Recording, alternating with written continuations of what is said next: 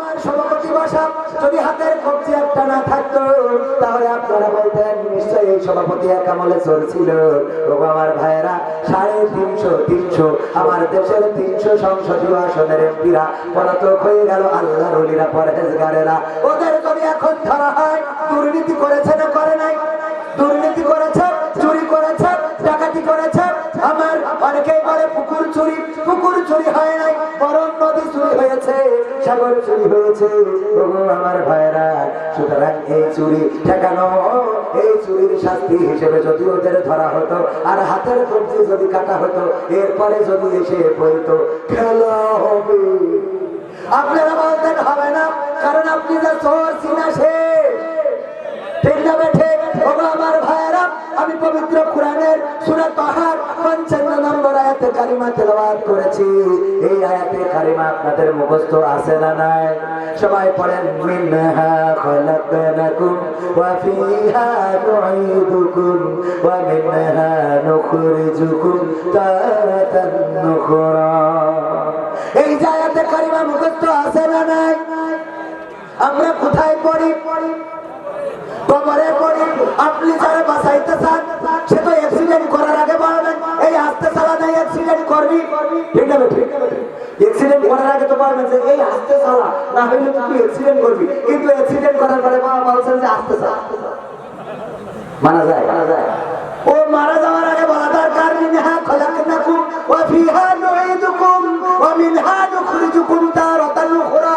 ও আল্লাহর বান্দা, কিসের তাস খেলা, কিসের ফ্লাশ খেলা, কিসের মারামারি, কিসের গুতাগুতি, কিসের ফাইট, কিসের লড়াই, কিসের বড়াই, কিসের অহংকার, কিসের এত ক্ষমতা, সব চূর্ণ বিচূর্ণ হয়ে যাবে। মাটি থেকে বানানো, মাটিতে ঢুকাবে, মাটিতে উঠাবে। সুতরাং হেদায়েত হোক তোমার, তুমি ফিরে আসো আল্লাহর পথে।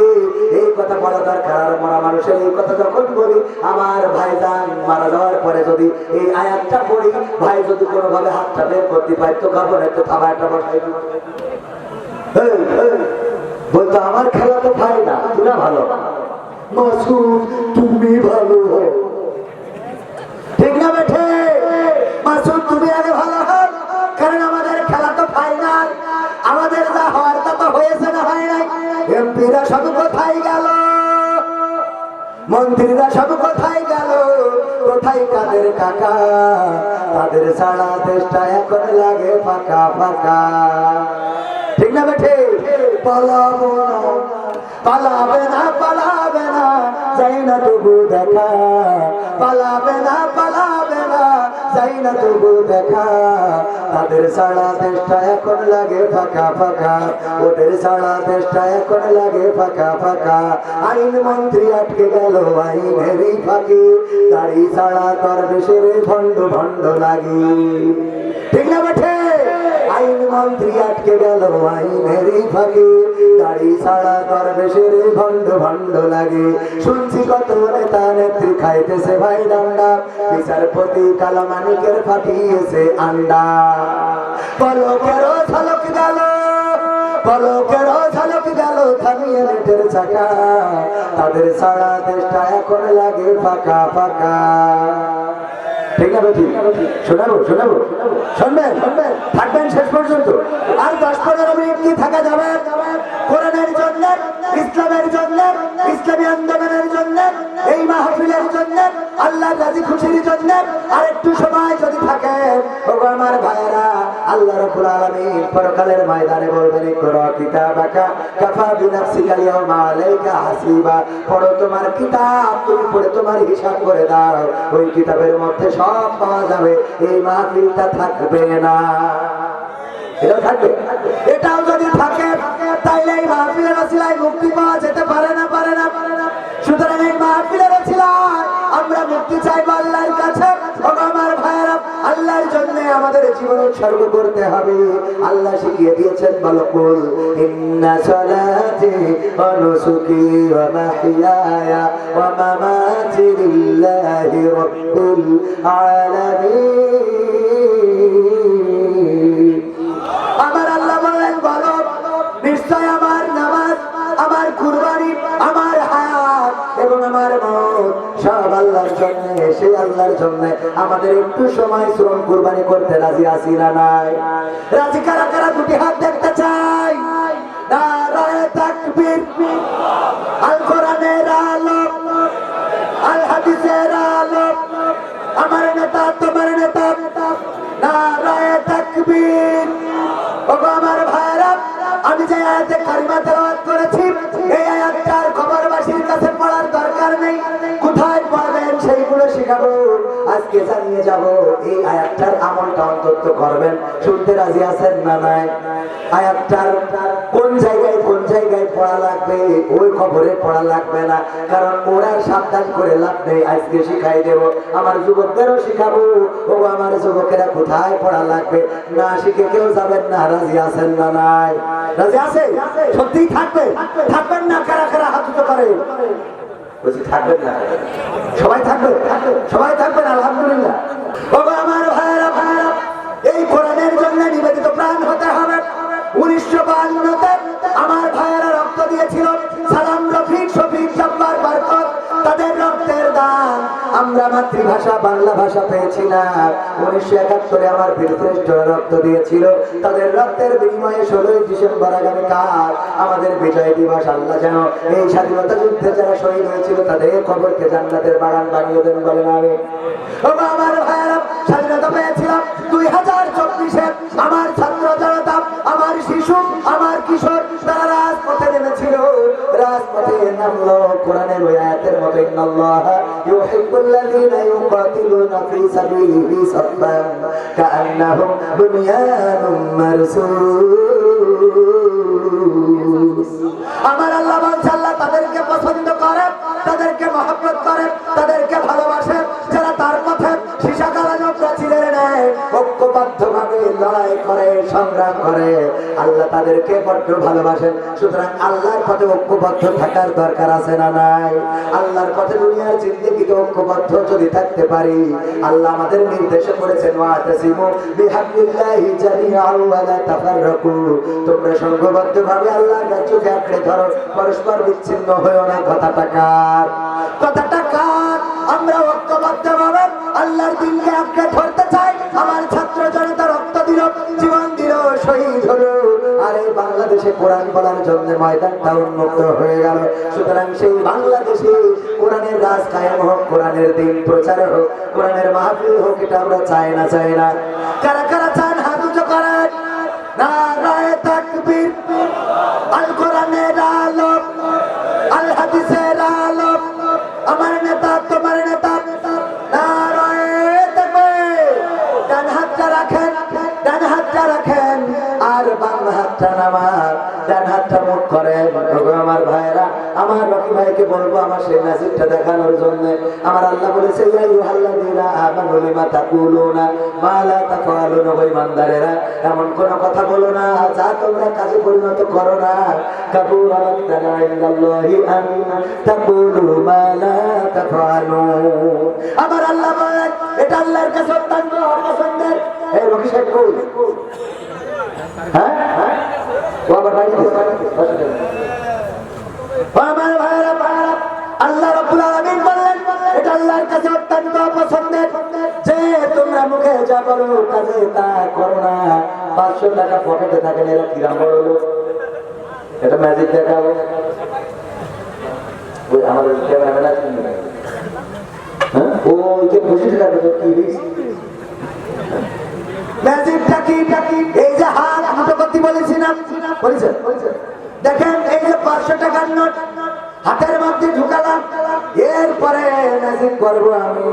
কত মানুষ ম্যাজিক করে কত রকম, কিন্তু আমার ম্যাজিকটা অন্যরকম। মানুষের কত রকম কায়দা করে এই ম্যাজিক করে 500 টাকা হাতে ঢুকাই কাগজ বানাই ফেলে, ঠিক কিনা? কিন্তু আমি যে ম্যাজিক করলাম এর মধ্যে ঢুকাইছি কয় টাকা? কয় টাকা? 500। এই দেখেন, আমার আমি ম্যাজিক করার পরে বের করলাম টাকা 500 আছে না নাই? কোন ম্যাজিশিয়ান এরকম দেখাতে পারবে না যে যা ঢুকাইলো তাই আছে, ঠিক আছে? ঠিক আছে, আমি এই যে ম্যাজিক করে দিলাম, নতুন একটা ম্যাজিক। এই 500 টাকা আমি এই মাহফিলের জন্য দান করলাম। আমার ভাইরা, শোনাতে চাইলাম, মিনহা খালাকনাকুম ওয়া ফিহা নুঈদুকুম ওয়া মিনহা নুখরিজুকুম তারাতান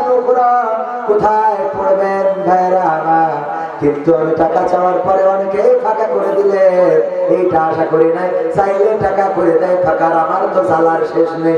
কিছুক্ষণ আগে যেখানে ছিলাম ওখানে একটু সালাম বিনিময় করতে হবে, দুলাভাইয়ের মাহফিল, সেই সালাম বিনিময়ের মধ্যে বলছে হুজুর একটু কালেকশন করে দিয়ে।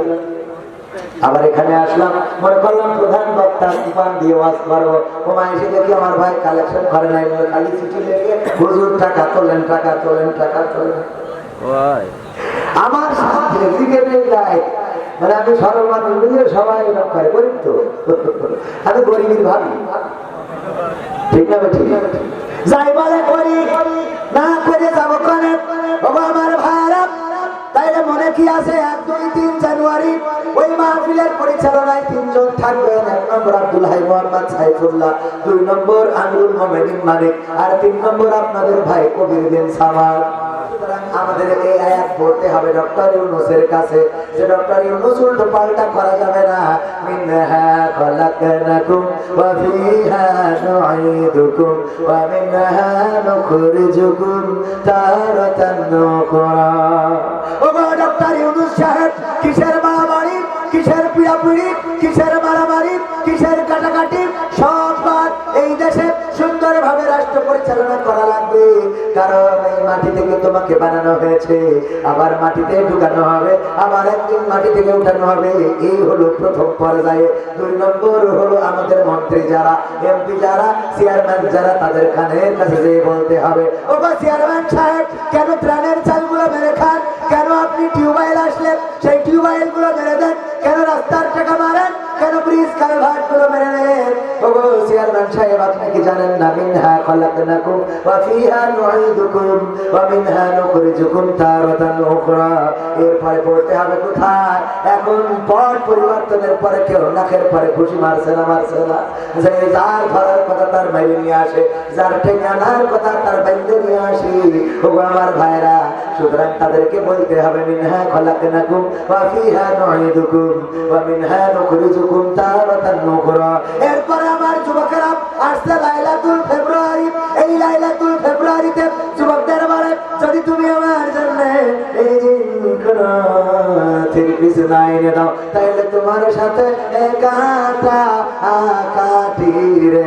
তখন বলতে হবে মিনহা খালাকনাকুম ওয়া ফিহা নুঈদুকুম ওয়া মিনহা নুখরিজুকুম তারাতান উখরা। ও সুন্দরী, কিসের ভয় তোমার, কিসের লড়াই তোমার, কিসের এত লাইলাতুল ফেব্রুয়ারি, কিসের এত বাদখালিতে ঘোরাঘুরি, কিসের এত বাইকের পিছনে গিয়ার দেয়া। ও সুন্দরী, তুমি কি জানো না, এই মাটি থেকে তোমাকে সৃষ্টি করা হয়েছে, আবার একদিন এই মাটিতে তোমাকে ঢোকানো হবে, আবার একদিন এই মাটি থেকে তোমাকে উঠানো হবে, আল্লাহর কাছে তোমাকে দাঁড় করানো হবে। ও আমার ভাইয়েরা, এরপরে দেখেন আমার সমাজে কত অন্যায় আছে, জানে সুদখোর আছে, এই সুদখোরের কাছে টাকা ধার চাইতে গেলে দেয় না, কিন্তু যে যদি বলেন সুদ লাগবে তাইলে দেয়। যখন সে সুদ দিবে, সুদ দিতে চাইবে, তখন বলতে হবে মিনহা খালাকনাকুম ওয়া ফিহা নুঈদুকুম ওয়া মিনহা নুখরিজুকুম তারাতান উখরা। এই সুদকেও সুদখোরকেও সাবধান করতে হবে।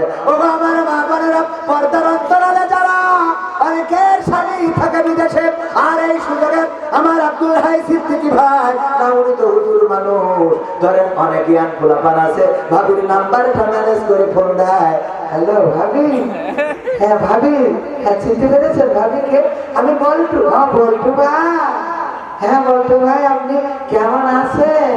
আপনার ভাই বিদেশে যাওয়ার পর থেকে আপনি খোঁজই নেন না। বাবা আছে না না, ওরে বাবা বল্টু যদি বলে ভাবি আসতেছি একটু পানি খাবো, আরে আসার পরে যদি বলে ভাবি একটু পানি দেন, কি বলছেন আপনি, পানি কেন দেবো আপনাকে, আপনাকে শরবত পানি দিচ্ছি, একটুখানি সময় আল্লাহ আছে না নাই, স্বামী থাকে বিদেশ, কিছু করার নাই, এই বলে না বলে কয়েক স্বামী বিদেশে কিছু করার না। ও আমার মা বোনেরা, আপনার স্বামী আমানত রেখে গিয়েছেন, আপনার সুখের জন্য প্রবাসে কত কষ্ট করে, দিনের পর দিন মাথায় ঘাম পায়ে ফেলে, কত পরিশ্রম করে। কাতারে গেলাম, যাওয়ার পরে দেখলাম একজন, আমি রাস্তা দিয়ে হাঁটতেছি, দৌড়ে এসেছে আমার কাছে, এসে বললো ভাই আপনার সাথে সাথে আমি একটা সেলফি তুলতে চাই। আমি বললাম তোলেন। ওর তোলা হয়ে যাওয়ার পর আমি বললাম আমিও একটা উঠাতে চাই।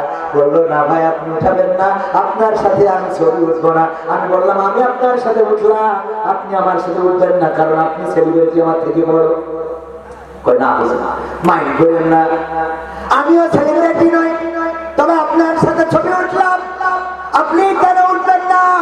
ওই ভাই বলল ভাই দেখেন আমার জামা কাপড়ের অবস্থা, এই ছেঁড়া ছোট জামা, পরনের প্যান্টটাই কত জায়গায় ছেঁড়া, পায়ের জুতোটায় রং লেগে আছে, আহারে ময়লা মাটি, গায়ে কালো হয়ে গেছে রোদে পুড়ে। ওই মানুষটা বললো ভাই আমার এই পোশাকে যদি ছবিটা তুলে ফেসবুকে ছেড়ে দেন, আপনার কিন্তু সবাই চেনে, বাংলাদেশের মানুষ। আমার ছবিটা যখন আমার পরিবারের কাছে পৌঁছে যাবে, যখন আমার স্ত্রী দেখবে, যখন আমার মা দেখবে, যখন আমার সন্তান দেখবে, তখন মনে করবে আরে আমার বাছা প্রবাসে কত কষ্ট করে। আমি আমার সন্তান, আমার মা, আমার স্ত্রীর কাছে আমার এই কষ্টের কথাটা প্রকাশ করতে চায় না। সুতরাং আপনার সাথে আমি ছবি উঠবো না, আপনার সাথে আপনার ফোনে আমি ছবি উঠবো না, বরং আপনার ছবিটা আমার ফোনে থেকে যাক স্মৃতি হিসাবে। ওগো আমার মায়েরা বোনেরা, এইভাবে প্রবাসী কষ্ট করে আমার প্রবাসীরা মাথার ঘাম পায়ে ফেলে, কত উঁচু উঁচু বিল্ডিং এ কাজ করে। আমার চোখের সামনেই থাইল্যান্ডের একজন ভাই, নাম হলো রংচাই, সে পড়ে গেল 13 তলা বা তার থেকে বেশি তলা থেকে নিচেই পড়লো। আমি মনে করলাম উপর থেকে মনে হয় মাটির গলা, ইটের গলা, সিমেন্টের গলা পড়েছে, কিন্তু না, চারিদিকে ছড়িয়ে গিয়েছে। মনে করলাম কেউ হয়তো কিছু সিমেন্ট ফেলেছে, না সিমেন্ট ফেলে নাই, ওই জায়গায় পড়েছিল থাইল্যান্ডের রংচাই। রংচাই নামের একজন আমাদের বড় ভাই, তিনি ছিলেন বৌদ্ধ ধর্মের অনুসারী। পড়ার পরে তার মাথাটা ফেটে চূর্ণ বিচূর্ণ হয়ে খেলগুলো খুলে চারিদিকে ছড়িয়ে গেছে। ওটাই মনে করেছিলাম সিমেন্ট, ফুলটা উড়ে গেছে। আহারে কি বিভৎস চেহারা। ওই মানুষটা যখন মারা গেল, তার সাথে ব্যাগের সাথে কিছু মালয়েশিয়ান রিঙ্গিট, কয়েক হাজার রিঙ্গিট। ভাইয়েরা আমার, এই মানুষটার লাশ দেশে যাওয়ার আগে ওই মানুষের ওই টাকাগুলো পরিবারের জন্য পৌঁছে গেছে। আমার ভাইয়েরা প্রবাসে যারা থাকে তারা মরতে রাজি থাকে, পুলিশের কত দৌড়ানি খায় যেন অ্যারেস্ট না হয়, পুলিশের হাত পা জড়িয়ে ধরার মতো ইতিহাস আছে। ভাইয়েরা আমার, মায়েরা আমার কত কষ্ট করে প্রবাস থেকে, কত পরিশ্রম করে মাথার ঘাম পায়ে ফেলে। স্ত্রী বলে আমার শাড়ি লাগবে, টাকা পাঠিয়ে দেয়। ভাই বলে আমার ফোন লাগবে, নিজে একটা বাটন ফোন চালায়, কিন্তু ভাইয়ের জন্য একটা আইফোন কিনে দেয়। বাবা বলে আমার এটা লাগবে, আমি একটা ডিসকভার গাড়ি কিনবো, আমি একটা পালসার কিনবো, বাবার অভাবটা পূরণ করে। মা বলে তোমার বোনেদের জন্য এটা দিবা, সেটা দিবা, সবার অভাবটা পূরণ করে। ও আমার ভাইরা, এই পূরণ করতে করতে একদিন এই মানুষটা এই প্রবাসে ল্যাগেজ বন্দি হয়ে দেশে ফিরে আসে। এমন অনেককেই দেখেছি আমি। আমার আপন খালাতো ভাইয়ের লাশটা দেশে এনেছিলাম, বারবার মনে হচ্ছিল আর এই বিমানে দুইজন পাশাপাশি বসে যাব, সেটা তো আর হলো না। আমার আপন খালাতো ভাই, সে মাত্র কয়েক মাস বিয়ে করে বিদেশে গিয়েছিল, আমার সাথে জব করতো। আমি গেলাম পেনাঙে যাওয়ার পরে শুনলাম আমার খালাতো ভাই অ্যাক্সিডেন্ট করেছে।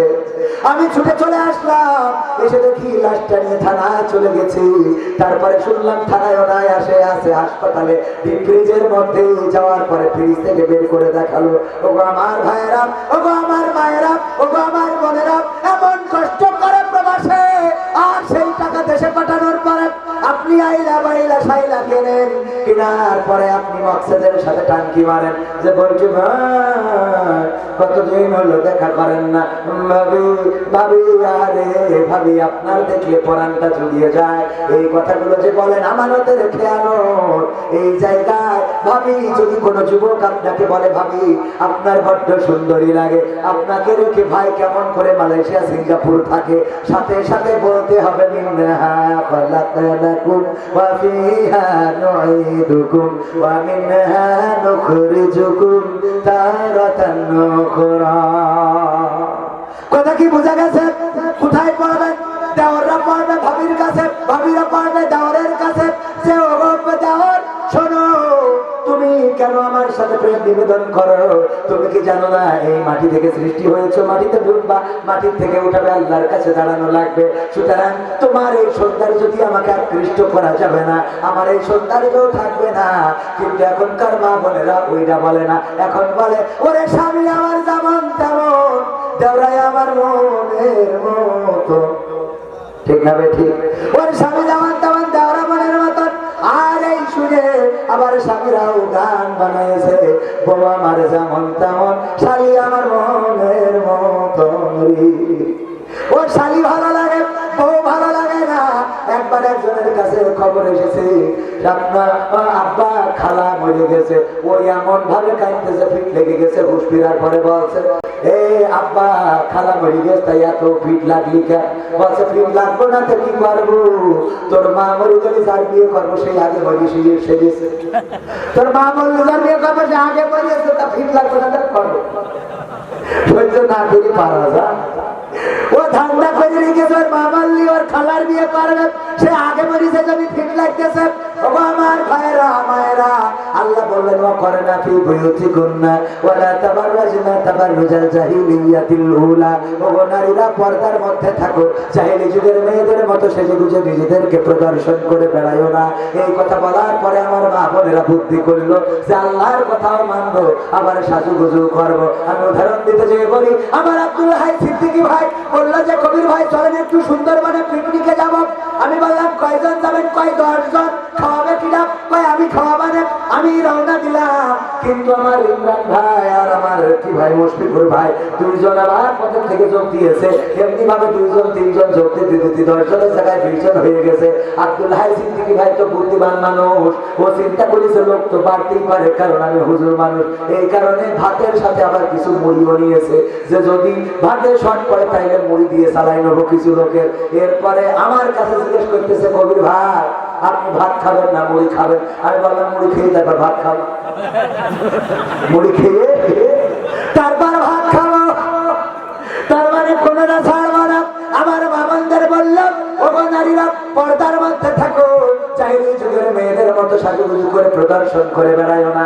আর আমার মা বোনেরা বললো, আমরা পর্দাও করবো সাজুগুজুও করবো, বোরকা পরে বাড়িতে বেরোবো আর বাক্কালি যেয়ে খুলবো। বলেন সুবহানাল্লাহ।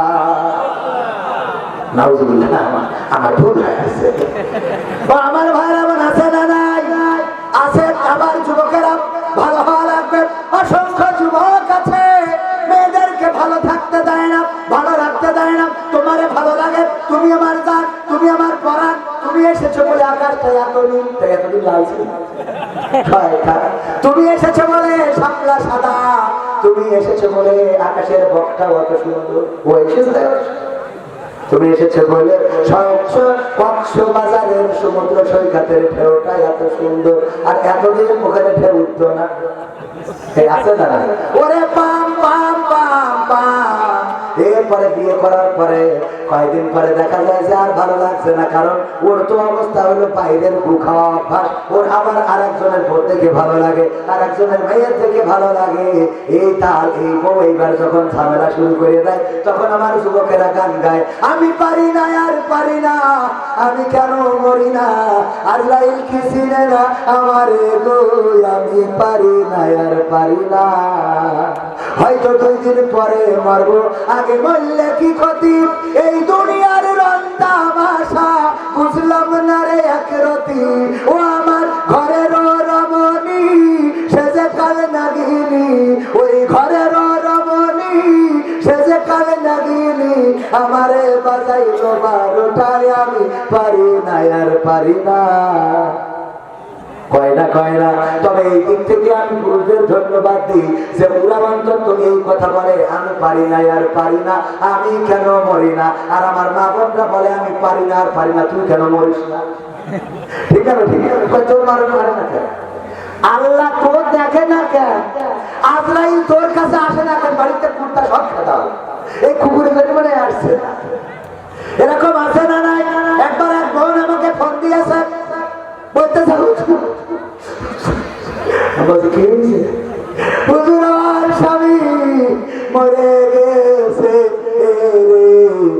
আমার মরে গেছে, আমার বিয়ে করতে হবে না, আমার একটা বোন গেছে, আমাকে হবে না।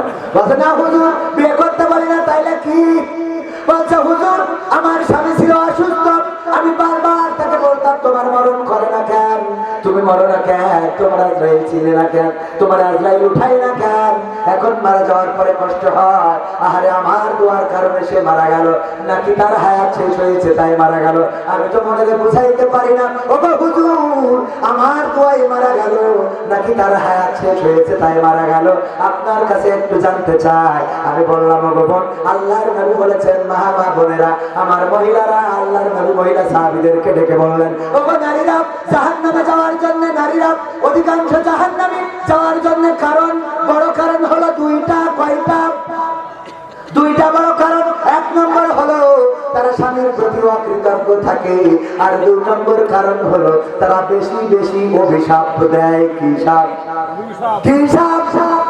অভিশাপ দেয়, বেশি বেশি অভিশাপ দেয়। আমি বলি, ও বোন, হায়াত শেষ হয়েছে নাকি তোমার দোয়ায় মারা গিয়েছে জানি না, তবে এটা বলতে পারি, যারা বেশি বেশি অভিশাপ দেয় ওই নারীরা তাদের জায়গাটা জাহান্নামে করে নাই। কথা কি মনে থাকবে? আমার মা বোনরা, পর্দা করবেন, স্বামীর কথা শুনবেন, আর স্বামীর অবাধ্য তো হবেনই না। নিজেদের চেহারা আল্লাহ রাব্বুল আলামিন যে বাউন্ডারি দিয়েছেন, 14 জন মাহরাম পুরুষ, তাদের বাইরে আর অন্য কাউকে দেখাবেন না। ওগো আমার মা বোনেরা, সুন্দরী ছেলেদেরকে যে চেহারা দেখা, এই চেহারা দেখায় কোনো লাভ নাই, এই চেহারার সৌন্দর্য থাকবে না। যারা আজকে সুন্দর ছেলে, আপনার জন্য পাগল পারা হয়েছে, বয়স যদি হয় একদিন দাদি হয়ে যাবেন, আপনার সুন্দর ছেলে তো দূরের কথা, ওই চেহারার দিকে একটা কুকুরও ফিরে তাকাবে না। সুতরাং কবর দেশের প্রস্তুতি নেওয়ার দরকার আছে না নাই? আমার মা বোনেরা বলছে, হুজুর আমাদের তো বললেন, সামনে যারা ওদেরও বলেন, ওরাও তো চোখ দিয়ে পরিমাণিক, নুরা লাইলা, শাবনূর, ঐশ্বরিয়া রায়, কারিনা কাপুর এইগুলো দেখে বেড়ায়, আছে না নাই? হুজুর এটা তো আপনি দিতে, আমার বউ সিরিয়াল দেখে, এখন সিরিয়াল দেখা ছাড়ছে না, এটা তো আপনি দিতে। আমি বললাম, তুমি কয় নম্বর পরেজগার? সাত দোকানে সত্য হতো, সাত দোকানে পর্যন্ত। আমি বললাম, তুমি যদি পরিমণি দেখো, তুমি যদি শাবনূর দেখো, মৌসুমী দেখো, তাইলে তোমার বউ ওই যে ভারতের দাদাদের দেয়া সিরিয়াল ওইগুলো দেখবে, কারণ তুমি এইগুলো দেখে বাড়ি যেয়ে মনে করবা তোমার তাপসী রাজিয়া বসে আছে, তা হবে? কথা কেন হবে? এই জন্য পুরুষদের পরিবর্তন দরকার। একবার আমার মা বোনেরা, আমার আব্বা বলতো, আমার আব্বা একবার হজ করেছে, যাওয়া মহিলারা, তোমরা যদি পারো স্বামীদের চুলে পা মুছাইয়ে দিবা, চুল দিয়ে যদি স্বামীদের পা মুছাইয়ে দাও, বিশ্বনবী বলেছেন, মাথায় যত চুল আছে সম পরিমাণ সোয়াব তোমার আমল নামায় দিয়ে দেবে। আমাদের টাকলা মুরাদের বউ আছে, তাহলে আমার তো দেশ মারে খারাপ। টাকলা মুরাদের মাথায় কি চুল আছে? না থাকলেও অসুবিধা নেই। আল্লাহ, আমার আব্বা বলল যে এরপরে ওয়াজ করলাম, আইয়ুব আলাইহিস সালাম রোগাক্রান্ত হওয়ার পরে স্ত্রী আর রহিম আলাইহিস সালাম চুল দিয়ে তার স্বামীর পা মুছাইয়ে দিতেন। এই ওয়াজ শুনে যাওয়ার পরে এক মহিলা বাড়ি থেকে মনে করে আজকে আমলটা করে শুয়ে, চুল দিয়ে পা মুছাইয়ে শুয়েছে, শোয়ার পরে গন্ধের জ্বালায় বাঁচা যাচ্ছে না, গন্ধ তো গন্ধ, দুর্গন্ধ। এই কিসের গন্ধ? পায়খানার গন্ধ কোথা থেকে আসে? যারা তাড়াতাড়ি করে আলো জ্বালিয়েছে, চারিদিকে খোঁজে, বালিশের নিচে খোঁজে, খাটের নিচে, তসকের নিচে, বেডশিটের নিচে, কোনো জায়গায় পাওয়া যায় না, পাওয়া যায় না। স্বামী হঠাৎ করে চুলের কাছে গন্ধটা পেয়ে চুলটে নিয়ে নাকের কাছে ধরে বলছে, তোমার চুলই তো পায়খানার গন্ধ, কারণটা কি? কারণ কি বলতে পারবে না। হুজুর ওয়াজ করেছে যে মা বোনেরা, তোমরা স্বামীর চুলটা পা মুছাইয়ে ঘুমাবা। আমি চিন্তা করলাম আমলটা করে শুই, আর আমল করার জন্য যখন তোমার চুলটা পা মুছাইয়ে শুয়েছি, এই হলো আমার অপরাধ। এর বাইরে তখন কি ঘটে গেছে আমি জানি না। জাত গেল, জাত গেল, বলো এ কোন আজব কারখানা, ও জাত গেল, জাত গেল, বলো। ওরে সত্য কাজে কেউ নাই রাজি, সত্য কাজে কেউ নাই রাজি, সবই দেখি তা না না না, ও জাত গেল, জাত গেল, বলো এ কোন আজব কারখানা, জাত গেল, জাত গেল, বলো। জাত গেল কেন? ওই আল্লাহর ওলি চায়ের দোকানে খেলছিল তাস টাকা দিয়ে, তখন হয়ে গেছে ওইটা জুয়া, ঠিক না? এই জুয়া খেলার সময় হঠাৎ করে পুলিশের গাড়ি, আর্মির গাড়ি এসে দোকানের সামনে দাঁড়াইছে। ও বুঝতে পেরেছে এইবার বাটাম পড়বে, গান গাওয়াবে, যে গান গাও পড়ে না, চোখের পলক কি তোমার রূপের ঝলক। গাওয়াইছে না গাওয়াই নাই? আর্মি ধরলে গান গাওয়াবে, ও তো গানও ভালো পারে না। এই জন্য তাড়াতাড়ি তাস টাকা পয়সা যা ছিল ফেলাই দিয়ে দৌড় দিয়েছে। জুতাটা পাই দেবে সেই সময়ও পাই নাই, বাড়ি বাগান দিয়ে আসতেছে, কিনা একরা ছেড়ে দিয়েছে, চটকা এসে শুয়ে নিয়ে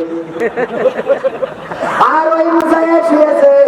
পরের দিন যখন আব্বা বাড়ি আসতেছে মহিলারা ডেকে বলছে হুজুর কত কায়দা করে বললেন স্বামীদের চলতে পা মুছাই দেবেন, কিন্তু আমাদের স্বামীরা তো একটা আল্লাহ নবী পরহেজগার ওলিয়া উলিয়া হাফিজাউল্লাহ, ওদের যখন পা মুছাই দিতে বলেছেন আমাদের আপত্তি নাই, কিন্তু হুজুর সামনে যে পুরুষগুলো থাকে ওদের বলবেন ওরা যেন ঠিক করে পাটা ধুয়ে তারপরে শোন, পাটা ধুয়ে তারপরে শোন। আল্লাহর ওলি আমার আছে না নাই? সারাদিন তাস খেলা ফিলাস মারে আর মনে করে তার বাড়ি রাবিয়া বসি হবে না, কখনো হবে না, হবে না। তুমি যদি পরহেজগার হও, তুমি যদি আল্লাহ হও, তুমি যদি ইমানদার হও, তুমি যদি নামাজি হও, তুমি যদি তাহাজ্জুদ গুজারি হও, ফজরের সময় যদি উঠে যাও নামাজের জন্য, বউ একদিন 2 দিন 3 দিন 5 দিন করে দেখবা বউ অটোমেটিক উঠে তাহাজ্জুদ পড়া শুরু করেছে। তুমি যদি স্ত্রীকে যে আগে সালাম দাও 5 দিন 3 দিন 7 দিন সালাম দিয়ে দেখো, তুমি বাড়ি যাওয়ার সাথে সাথে তোমার স্ত্রী আগেই সালাম দিয়ে বসবে। এই জন্য কিছু কাজ নিজে আগে থেকে করার দরকার আছে না নাই? আগে থেকে করবে কি? ওয়াজ শুনেছে স্ত্রী যদি নামাজ না পড়ে স্বামী জাহান্নামে যাবে, বাড়ি যেয়ে বলছে এই বউ ওকে তো নামাজ পড়তে হবে, কে তোমার তুমি যদি নামাজ না পড়ো তাহলে আমি জাহান্নামে যাবো, তোমার তোমার অসুবিধা কি? অসুবিধা কি মানে? এই তুই আমার বউ, তুই নামাজ পড়িস না তার জন্য আমি জাহান্নামে যাবো, অসুবিধা কি মানে? তুমি তো নামাজ পড়ো না, বলছে আমি নামাজ পড়ি না আমার জন্য আমি জাহান্নামে যাবো, তোর অসুবিধা কি? তোর জন্য যাবো, আমার জন্য আমি জাহান্নামে যাবো, তোর জন্য যাবো না। তোমাদের কোন ফ্যামিলির অসুবিধা কোনদিন যাবো না, শীত লাগছে খুব শীত করছে, কালকে পড়বা না, তুমি মন খারাপ করে চল আরে না ও কালকে থাকবো, তারপর বিরাট আছে তোর জন্য জাহান্নামে যাতে আমি রাজি না। উঠায় শীত কিছু করাইছে তথাপি খাচ্ছে মানুষ। এখন রাত্রে একটা সময় বলো কোন নামাজ কয় রাখাত কিছুটা পড়লো, এখন যা হয় পর খারাই ভালো, এখন কিছুর নামাজের রাত 12টার সময় কোন কয় রাখাত কিছুটা পড়তে হবে। না হলে তুমি সামনে যাও, আমি পিছনে একটা দায়িত্ব ভেজাল ইমাম, একটা দায়িত্ব কি ইমাম ভেজাল ইমাম, কারণ জানে যে এই নিয়মে এর যদি খাঁটি ইমাম করে ফেলি তো গেল, ঠিক না? ঠিক একটা দায়িত্ব ভেজাল ইমাম, তুমি সামনে যাও, তুমি পড়াও আর আমি পড়ি। রাত 12টার সময় তোমার এখন নামাজ পড়িয়ে জান্নাত জাহান্নাম থেকে বের করে জান্নাতে ঢুকাই, তারপর সব করিস কালকে পয়সা পরহেজগার আল্লাহ। এই জন্য পরিবর্তন আগে দরকার কার, তাইলে আমাদের অনুগত যারা তারা পরিবর্তিত হয়ে যাবে। আমার ভাইয়েরা প্রশ্ন করেছেন, সাতক্ষীরায় আসার কথা ছিল জুবাইর আহমেদ তাশরিফ ভাই দারুণ আলোচনা করেন, জনপ্রিয়তা পেয়েছেন, কোরআনের মুফাসসির। আল্লাহ রাব্বুল আলামিন তার কণ্ঠটাকে কবুল করে নিন, দোয়া করি। কিন্তু ভাইজান এখনো ছোট মানুষ, এখনো আবেগ আছে না নাই? এখনো আবেগ থাকার কারণে সাতক্ষীরায় একটা অনাকাঙ্ক্ষিত ঘটনা ঘটে গিয়েছে। সেই ঘটনার জন্য আমার কাছে জানতে চেয়েছেন হুজুর এই ব্যাপারে আপনার মন্তব্য কি? আমার মন্তব্য হলো কাইয়ুম মিয়াজি নামের একজন বক্তা, সেও আমার শ্রদ্ধাভাজন ব্যক্তিত্ব। আমি আমাদের মাদ্রাসার মাহফিলে এনেছিলাম, একজন ভালো আলোচক সরল মানুষ। সাতক্ষীরায় আসার পরে অনাকাঙ্ক্ষিত ঘটনা ঘটিয়েছে, কমিটির লোক কি যেন ঘটিয়েছে, তাকে আটকে রেখে টাকা পয়সা নাকি কেড়ে মেরে টাকা পয়সা নিয়েছে, ফোন কেড়ে নিয়েছে, এরকম অভিযোগ আমরা শুনেছি। এটা করে থাকতে পারে গোটা সাতক্ষীরার মধ্যে একটা কমিটি, প্রতিদিন সাতক্ষীরায় ধরবেন 100টা মাহফিল হয়, 100 মাহফিলের মধ্যে একটা কমিটি যদি এমন করে গোটা সাতক্ষীরাকে কি দোষী বানানো যাবে নাকি? এই সাতক্ষীরায় এমন ঘটনা ঘটার কারণে অনেক ওলামায়ে কেরাম সাতক্ষীরাটাকে বয়কট করেছে, বলেছে সাতক্ষীরায় আর ওয়াজ করতে যাব না, সাতক্ষীরায় আর মাহফিলে যাব না, সাতক্ষীরায় আর ওয়াজ করব না। ও আমার ভাইয়েরা, একজনের অপবাদ দিয়ে একজনের অপরাধ দিয়ে সবাইকে জাস্টিফাই করা চলে? কয় না, কথা কয় না, চলবে না? চলে না। এখানে শত শত মানুষ, একজন মানুষ আমার সাথে খারাপ আচরণ করতেই পারে, আল্লাহ সবাইকে তার সমান করে পাঠায় না, তাই স্ট্যাটাস দিয়েছিলেন। তবে সাতক্ষীরাবাসীরা একটু বাড়াবাড়ি করেছে। জুবাইর আহমেদ তাশরিফ যখন এই স্ট্যাটাস দিয়েছে, আবেগে কোনো আলেমের পক্ষ নিয়ে হয়তো বলে ফেলেছে যে সাতক্ষীরা বয়কট, কিন্তু পরবর্তীতে শুনে এসেছে আবার সাতক্ষীরার দাওয়াত নিয়েছেন, আসতেও চেয়েছিলেন। আমি যতদূর শুনেছি, জিজ্ঞাসা করেছিলাম, ওই দাওয়াত যিনি দিয়েছেন রবিউল ইসলাম খুলনার কাছে, বললো উনি আসবেন, বিমান টিকিটও করেছেন, কিন্তু ফেসবুকে আমার আলেম ওলামা আবার স্ট্যাটাস দিয়া ধরলো, এসো সাতক্ষীরায় তোমার কাঠি খোলা হবে। আসে সাতক্ষীরাবাসী লাঠি নিয়ে বসে আছে, শুরু করবে বাটাম টানা। ও আমার ভাইয়েরা, কেউ যদি সিলিপপ টান অথবা ভুল করে কোনো কিছু বলে ফেলে, বলেন দেখি যদি সে তওবা করে তাকে ক্ষমা করার দরকার আছে না নাই? সাতক্ষীরাকে বয়কট করেছে, আবার সেই আলেমেরা যদি সাতক্ষীরায় ঢোকে, সাতক্ষীরাবাসীরা তাকে বরণ করার দরকার আছে না নাই? বরণ করতে হবে কেন? আল্লাহ রাসূলের আদর্শটা এটা। আল্লাহ রাব্বুল আলামিন এমন ভাবেই তওবা কবুল করেন, একজন যদি একবার অপরাধ করে আর আল্লাহ যদি তারে একেবারে বাদ দিয়ে দেয়, তাইলে তার আর যাওয়ার কোনো জায়গা নাই আছে নাকি? বরং আল্লাহ রাব্বুল আলামিন রাস্তা রেখেছেন, তো ভুল করে তওবা করে, ভুল করে তওবা করে। আল্লাহর নবী বলেছেন যদি বান্দারা ভুল না করে আর তওবা যদি না করে, আল্লাহ ওই জাতিকে ধ্বংস করে দিয়ে আবার নতুন একটা জাতি নিয়ে আসবে, যারা ভুল করবে আবার আল্লাহর কাছে তওবা করবে। বলেন সুবহানাল্লাহ। ভুল করার জন্য আদম আলাইহিস সালাম হঠাৎ করে গন্ধক ফল খেয়ে ফেললেন, আল্লাহ রাব্বুল আলামিন শাস্তি দিলেন, একটু রাগ করলেন, ধমক দিলেন, কিন্তু ক্ষমা করেছে না করে নাই? ক্ষমা করে দিলেন। ভাইয়েরা আমার, সাতক্ষীরাবাসীকে বলবো, দেখেন রাগ দেখালে হবে না, ইসলামের জন্য নিবেদিত প্রাণ হতে হবে, উদার হতে হবে, হৃদয়টাকে আরো প্রশস্ত করতে হবে। জনাব হাসান খান আমাদের মুরব্বী, প্রবীণ মানুষ, তাকে একটা টুপি এবং একটা তাসবিহ দিচ্ছেন আমাদের প্রিয় ভাই, নাম কি? রাসেল ভাই। আমার রাসেল ভাই একটা টুপি আর একটা তাসবিহ দিলেন। আল্লাহ এই টুপি আর তাসবিহ নাজাতের ওসিলা করে নাও। মনসুর খান 2 নম্বর ব্যক্তি, আল্লাহ তার দান, আল্লাহ টুপি আর তাসবিহকে কবুল করে নাও। শামসুল খান টুপি আর তাসবিহ পাচ্ছেন, প্রবীণ মানুষ, আল্লাহ এতদিন হায়াত দিয়েছে, কবুল করে নাও। আব্দুল রশিদ খান টুপি আর তাসবিহ, আব্দুল মান্নান খান টুপি আর তাসবিহ, বাবু খান টুপি আর তাসবিহ, 6 জন মানুষের আল্লাহ দানকে কবুল করে নাও। এই টুপি আর তাসবিহ জান্নাতের জন্য আল্লাহ ওসিলা হিসাবে কবুল করে নাও। বলেন আমিন।